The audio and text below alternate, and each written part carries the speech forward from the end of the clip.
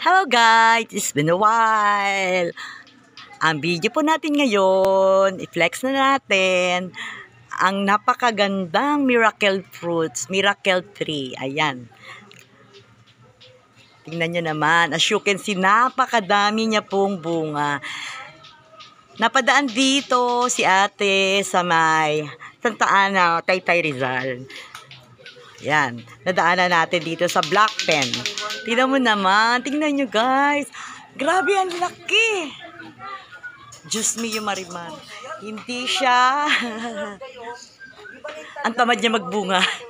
Maganda daw itong miracle fruit na yan.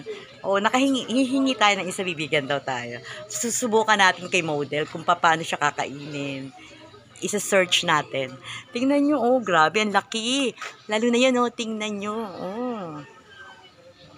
Look. Oh, diba? Ito, maliit pa siya. Napakaliit niya pa. Ayun, ang laki-laki niya, oh.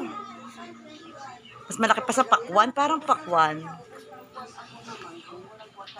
Bye-bye!